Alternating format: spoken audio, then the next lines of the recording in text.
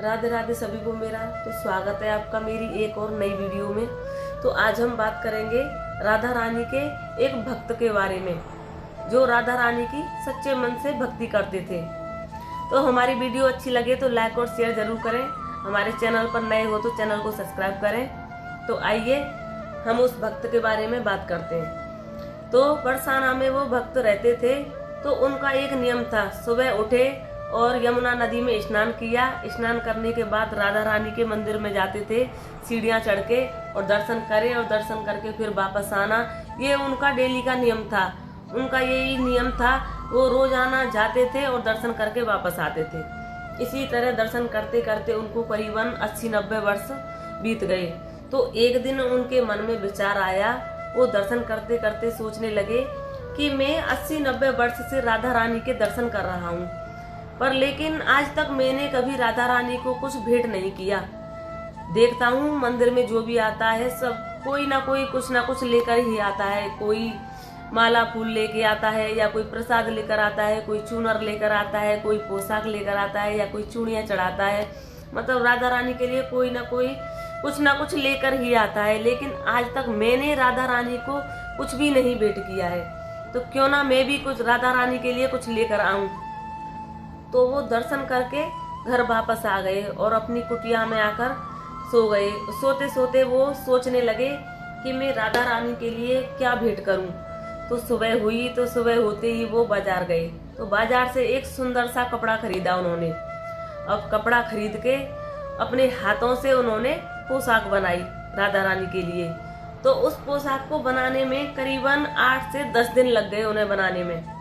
अब जब वो पोशाक पूरी बन गई तो बड़े खुश हुए कि अब मैं जाऊंगा और राधा रानी को ये पोशाक पहनाऊंगा। तो वो राधा रानी के लिए पोशाक लेकर जा रहे थे। जैसे ही सीढ़ियों पर पहुंचे तो एक छोटी सी लड़की वहां पर आई और वो बोली, बाबा ये क्या लेकर जा रहे हो? वो बोले, बेटी आज मैं बहुत खुश हूँ, राधा रानी के लिए अपने हाथों से मैंने ये पोशाक बनाई है और मैं अब उनको पहनाऊंगा इसे। अब वो बोली, बाबा राधा रानी के पास तो बहुत सारी पोशाक हैं, बहुत सारे वस्त्र हैं, हर कोई आता है वो उनको चढ़ाता है, मेरे पास नहीं है वस्त्र, तो आप ये पोशाक मुझे दे दो। वो बाबा बोले, नहीं बेटा, मैं तुम्हारे लिए ऐसी ही पोशाक और बना दूंगा, लेकिन इसे मैं राधा रानी के लिए लेकर आया हूँ, तो इसे मुझे राधा रानी को ही पहनाने दो। बच्ची नहीं मानी, हट करने लगी, बाबा को पकड़ लिया, बोली, नहीं मुझे ये पोशाक तुम मुझे ही दे दो, ये तो मैं ही पहनूंगी, मुझे अच्छी लग रही है ये।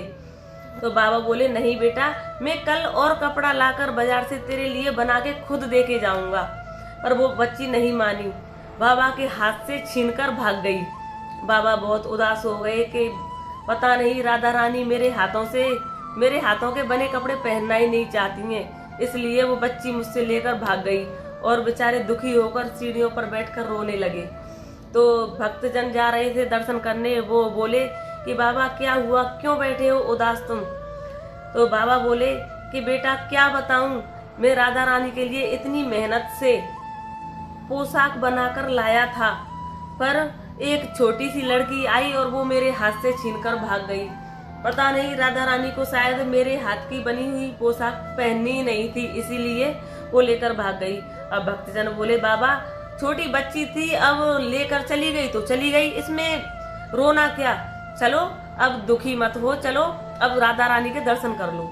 अब वो ले गए। अब बाबा दर्शन करने तो जा रहे थे, लेकिन मन में तो बहुत दुख हो रहा था कि मैं इतनी मेहनत से पोशाक लेकर आया, फिर भी वो पोशाक में राधा रानी को नहीं पहना पाया। अब जैसे ही वो पहुंचे राधा रानी के दर्शन करने, तो राधा रानी के जो पट थे वो बंद थे, पर्दा लगा हुआ था। सभी भक्तजन इंतजार कर रहे थे दर्शन का। तो जैसे ही पर्दा खुला तो एकदम भीड़ उमड़ी दर्शन के लिए। तो सभी भक्त दर्शन करने लगे। तो भक्त बोले, बाबा आप भी दर्शन कर लो, देखो राधा रानी हमारी कितनी सुंदर लग रही हैं। तो बाबा ने जैसे ही अपनी नजर उठाई और राधा रानी को देखा, तो जो पोशाक जो वो बाबा बना के लेकर आए थे अपने हाथों से, वही पोशाक राधा रानी ने पहन रखी थी। इतना देखा और बाबा मन ही मन इतने खुश हुए कि वाह राधा रानी, आपको इतना भी सब्र नहीं हुआ कि मैं लेकर तो आ रहा था आप ही के लिए, आप तो सीढ़ियों पर ही पहुंच गए मुझसे ये पोशाक लेने के लिए। तो राधा रानी बोली कि ये सिर्फ एक पोशाक नहीं है, इसमें तुम्हारा प्यार और तुम्हारी भक्ति मिली हुई है, इसीलिए मुझे सब्र ही नहीं हुआ। सभी भक्त दर्शनों के लिए तैयार थे यहाँ, तो इसलिए मैं सीढ़ियों से ही लेने चली गई आपसे।